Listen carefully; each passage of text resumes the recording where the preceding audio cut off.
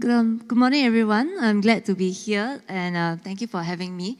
So before I go on, I just want to wish all mothers and all spiritual mothers a happy Mother's Day. Thank you for all that you have done for your children and spiritual children, and all the love and sacrifice that you've shown to them. I'm not a mother, but I am a child. So today I'll be sharing from my standpoint and experiences as a child. And from my years in Sunday school and as a youth mentor, maybe I can be considered half a spiritual mother. Yeah, so before we go on to the sermon, let's just have a short quiz. Oops, sorry. Okay, let's have a short quiz. Sorry, you can't take the teacher out of me. I'm a teacher in the past, okay? But it's very easy. You can feel free to think about the answer in your head, or you can raise your hand with the number of the option 1, 2, or 3. Okay, so without further ado, let's go on to the quiz. Okay, question 1. Who is Eunice in the Bible? Very easy. The mother-in-law of Ruth, the mother of Timothy, or one of the 2 quarreling women mentioned in Philippians. Okay, last one. Okay, so the answer is number 2, the mother of Timothy. Okay, question 2. Who is Hannah in the Bible? The mother of David, the mother of Ishmael, or the mother of Samuel? Okay, so it's number 3, the mother of Samuel. And the last one, what was Moses' mother's name? So even if you don't know the answer, you can probably guess from the option, right? The answer is Jochebed, right? That is Moses' mother's name. So hopefully this has prompted you to think about mothers in the Bible. So even though not much might have been devoted to talking about the mother, but we know about them because of the impact that they have on their children. And this impact has gone on because their children have also gone on to impact God, others for God. Right? Yeah. So I have entitled my sermon, The Impact of Mothers, 2 Tales of Motherly Love. And the first set of mothers that I'll be talking about, as you probably guessed, is Lois and Eunice, passing down a sincere faith to Timothy. So who are Lois and Eunice? They are the grandmother and the mother of Timothy, respectively. Right? And Timothy was a co-worker and the mentee of Paul. He was also Paul's important representative to the churches, and eventually he became a pastor to the church in Ephesus. So in 2 Timothy, Paul says to Timothy, I'm reminded of your sincere faith, which first lived in your in your grandmother Lois and in your mother Eunice, and I'm persuaded now lives in you also. So Lois and Eunice passed down the sincere faith to Timothy. And Paul also says to Timothy to continue in what he has learned, not just from Paul himself, but also from infancy, the Holy Scriptures that he has known that were passed on to him by Lois and Eunice, who were Jewish Christians. So research on early childhood talks about how the early years are foundational in the development of the child. And it's also foundational in the development of one's faith. So there's research in the US that talks about how 85% of the decisions that were made to accept Christ were made between the ages of 4 to 14. They call that the 4 to 14 window, and that's in the US. So it is foundational. The things that you do are foundational for the faith of the child. And besides passing on the word, I'm struck by the words sincere faith that were written in 2 Timothy 1 verse 5. So what does this sincere faith mean? According to Strong's, the Greek for sincere means unfeigned. That means not faked, undisguised, and without hypocrisy. That means it's genuine. And how does Paul or even Timothy know that the faith of Lois and of Eunice is not faked? It must have been not just in their words, but also in their actions. Like those who have interacted with children know that they were very quick to be able to pick up the difference between what we say and what we do. Like if we tell them not to use their phone so much, but we are always scrolling through our phones instead of talking to others, then they'll probably pick up on that as well. And not only is it present in their behavior, but it's also woven into every aspect of Louis's and Eunice's life. So Deuteronomy 6, verse 6 to 9 says, "These commandments that I give to you today are to be on your hearts." So God is telling the Israelites through Moses, these commandments are to be on your hearts. So not just on your minds, but it affects your convictions, your personal affections, your personal relationship with God. Right? Impress them on your children, so it's important to talk about the words of God. Talk about them when you sit at home and when you walk along the road, when you lie down and when you get up.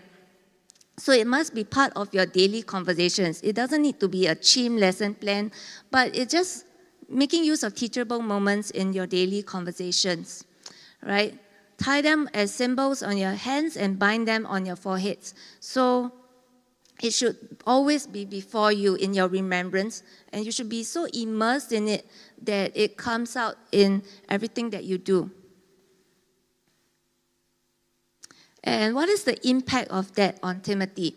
So it is a sincere faith that was inherited by him and demonstrated very clearly. So as I mentioned, right, Paul was persuaded that this sincere faith lives in Timothy as well. And not only that, when Paul went to Lystra, where Timothy lived, right, all the believers at Lystra and Iconium spoke well of Timothy. So it was very clearly demonstrated in his life. And it's also a sincere faith that is passed on to others. So Paul tells Timothy, "The things that you have heard me say in the presence of many witnesses, entrust to reliable people who will also be qualified to teach others." So it's not just to pass on to one set of people, but those people, the reliable people, would then pass it on to others. It's a sincere faith that is passed on to others. And as a pastor of a church, Timothy would probably have been passing on this sincere faith to his congregation as well. And it is also a sincere faith that provides a solid foundation, even when times are difficult, right? So Paul warns Timothy of the increasing corruption and persecution against true believers in Christ, right? But he says, "As for you, continue in what you have learned, both from Paul and from his entire spiritual heritage from Louis and from Eunice." So you might recognize this lady. She is the missionary Jemima Wee, who came to talk to us before, right? So when she was interviewed about the impact of her parents on her, right? This is what she said. "So my parents always emphasized doing God's will, whatever the cost. When Dad lost his job, I was always amazed at how my parents could say, 'Don't worry, God has a plan. We just need to follow and stay close to Him.' And that really helped me when I was growing up. So even now in the mission field, I am relatively unfazed by danger or in trying circumstances. I have learned a lot about faith from them." So we sometimes wonder, right, what makes these missionaries so courageous to go to the places which are war-torn and so on, right? At least in Jemima Wee's case, we know that her parents had a great part in shaping her, the way she grew up. So, yeah, I'm privileged to be part of 3 generations of faith as well. This is my grandmother, my papa, and this is my mom when she was young and I was young, right? So my grandmother was Christian, and she passed down the faith to my mom, who then passed down the faith to me, right? And as I think about what my mother did to pass down her sincere faith to me, I realized that she did weave it into our daily lives such that God appeared real to me. So I remember when I was about 7 or 8, I used to like to hide in the toilet to read when I should be taking my shower. And then when my mom would check on me, then I'll say, oh, I'm taking my shower, but actually I'm reading. So one day when my mom caught me, she asked me whether I'd rather escape her scolding for a while, but when I meet God face to face in heaven, she didn't use those words. when, I know, but when I meet God face to face in heaven, I have to account to Him for all the lies that I've told. Or whether I'd rather be honest and not have to account for all that. And it did have an impact on me because from then on, I never told lies as much as possible. I'm not perfect. Right? And yeah, I made it a point to be honest. And even as a grandmother, now she is also weaving her faith into her everyday lives with my niece, although sometimes it can be a bit naggy. All right. I remember when my niece was much younger, she had problems falling asleep. So what my mom did was she took a snow globe, those precious moments snow globe with like a praying girl inside, and she took it from my room without telling me. But yeah, it's okay because so my mom told my niece that when she was feeling anxious, right, and when she couldn't fall asleep, she can look at that snow globe and pray to God to comfort her. And it actually worked because the next few nights she had fewer problems falling asleep. Yeah, so if I think about the impact of my grandmother and my mother passing on this faith to me, although I'm not perfect, I like to believe that I have a sincere faith that in God and that I've passed on to others as a Sunday school teacher and as a mentor. And this faith has been a solid foundation for me even when I was going through trying times. So mothers and spiritual mothers, will you pass on this sincere faith to the next generation? And for aunties like me or spiritual mentors, will you also participate in passing on this sincere faith to the next generation? And as children, if we have had mothers or spiritual mothers who have sown into our lives, I think we can be thankful to God for these mothers and spiritual mothers.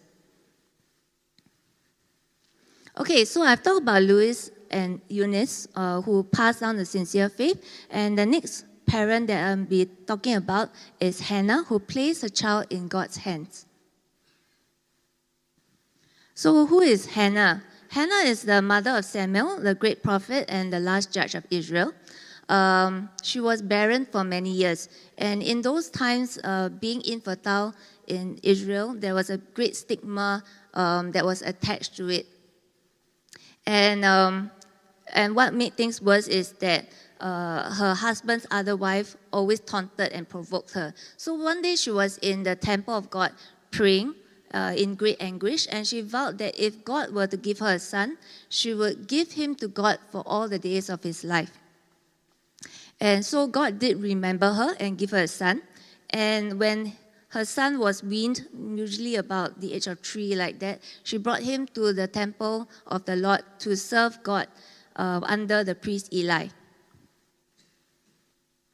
And this is what she said: I prayed for this child, and the Lord has granted me what I asked of him.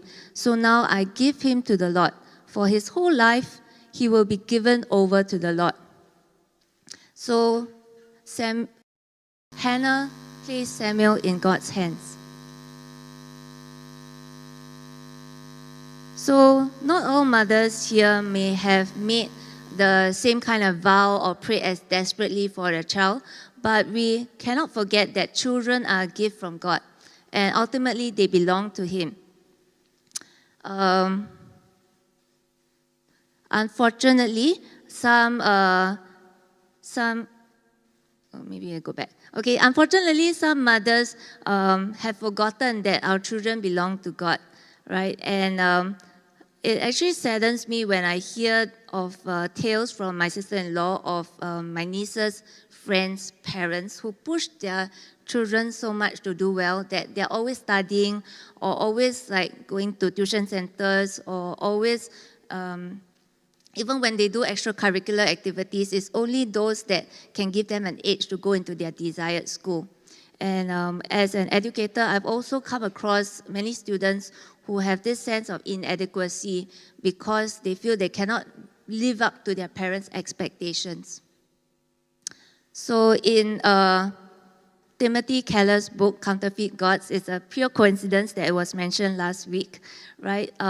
Tim Keller says that Abraham had to take that journey up the mountain to test whether he would sacrifice his son Isaac. And only after that could Abraham love Isaac well and wisely.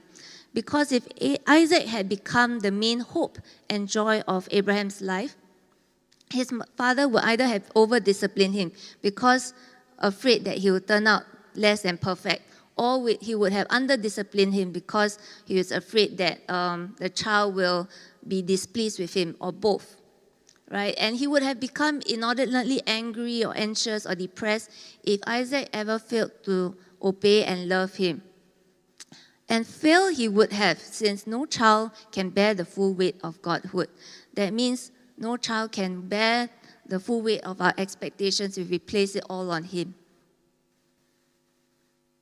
And he links it to Anna, a mother that he met, who is over-controlling. So he says that Anna has to learn to put her Isaacs on the altar. She has to let God be God in both her life and her child's life. And imagine that God might have a plan for her children's life that is wiser than her own, even if it involves failure, maybe. Right? So, by placing her child in God's hands, Hannah modeled her trust in God's provision. She released her child to follow God's plan and God's calling, while she was still showing her steadfast love, so she didn't totally distance herself. She was still showing her steadfast love and care for him. If you read in 1 Samuel 2:19, she would make a little coat or a little robe every year and bring it up to Samuel. So for my own story, I often joke with my friends that my parents have probably given up on me already because of all the unconventional career decisions that I made. First, when I took a career break about 10 years ago, so I quit my job to go to Tongling Bible School for 3 months, partly because of burnout. And then after that, more recently, when I again took a step to work part-time and study part-time in BGST, that's Biblical Graduate School of Theology, to further my studies in Christian studies. And then again, when I chose to work for 1 year in full-time in church, they must have been wondering, oh, what's going on with Mel, right? But as I think about it, more accurately put, it's not a giving up, but rather learning to give me up to God, or being forced to learn to give me up to God. And although my mom doesn't always explicitly say, I know she's always praying for me, and she was praying for me even before I did this sermon. And I remember when I was young, or not so young, maybe a young adult, I saw the book Power of a Praying Parent on her nightstand, and that's how I knew she was praying for me. And it made me feel quite comforted and reassured to know there was someone who was always praying for me. But beyond the reassurance, also, I think it gave me the freedom to rely directly on God for His help and for His guidance, and to develop my own relationship with Him.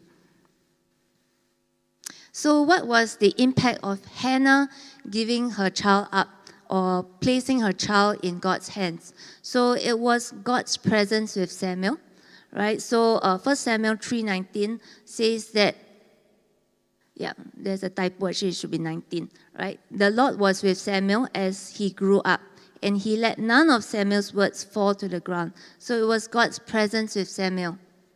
And it was also success, but in God's definition, not ours, because we all know that God used Samuel mightily as a prophet.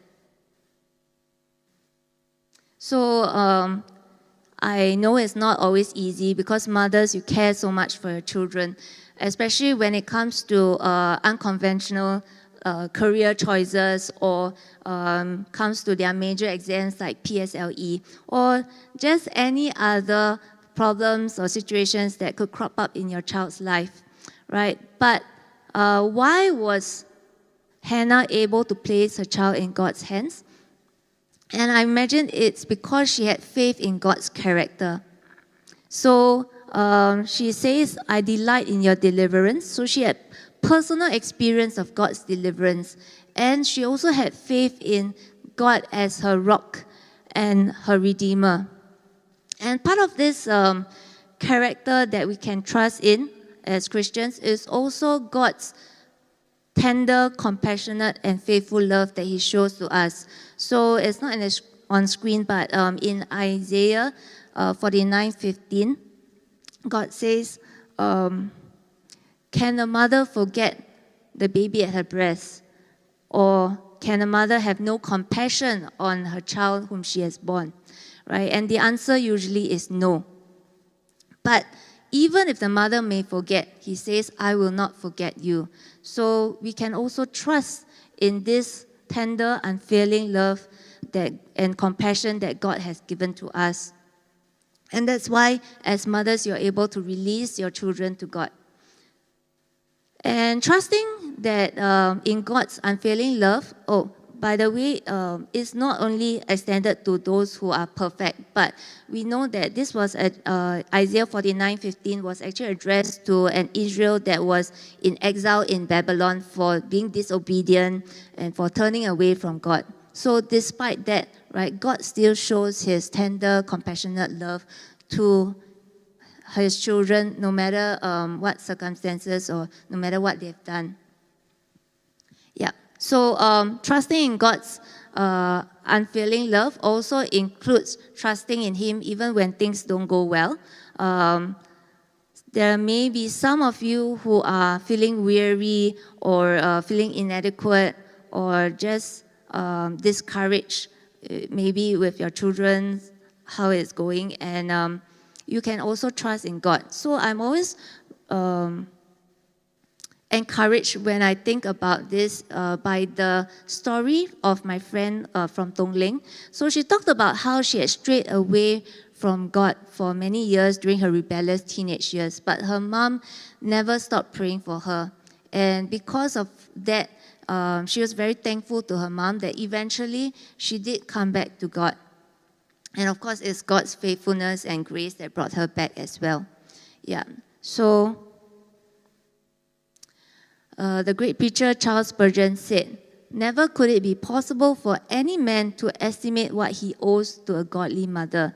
And it might surprise us to know that Charles Spurgeon himself had a period of time between the ages of 10 to 15 when he didn't want to place his faith in God. And his mother had never gave up, and she persisted in praying for him and reaching out to him. So, mothers, when you place your child in God's hands, the impact can be greater than you imagine. Okay, so as mothers or spiritual mothers, will you place your child in God's hands with a surrendered heart? And as spiritual mothers or mentors or Sunday school teachers or youth leaders, will you also entrust your spiritual children into God's hands, prayerfully entrusting them, knowing that He cares for them even more than you do? I think as children, if we have had mothers or spiritual mothers who have done that for us, we can thank God for it. But if we had not so perfect mothers or absent mothers, I think we can also be comforted by the fact that God loves us with this tender, compassionate love that is greater than any mother could ever do. Okay, so I know the norm is to have 3 points, right? But I only have two stories today because I think they present quite a complete picture on their own, right? So Hannah passed down a sincere faith. Louis and Eunice passed down a sincere faith to Timothy, and that resulted in a sincere faith being demonstrated and passed on to others. But as imperfect mothers, imperfect spiritual mothers, we cannot fully pass down this sincere faith if we don't learn, as Hannah did, to place her child in God's hands first. And the result is that God will be with the child and grant him success, but in God's definition, not ours. And underpinning all of that is God's tender, steadfast, compassionate love for us, that we can trust that He will hold our children as He holds us as well. And when you do that, the impact will be greater than you think.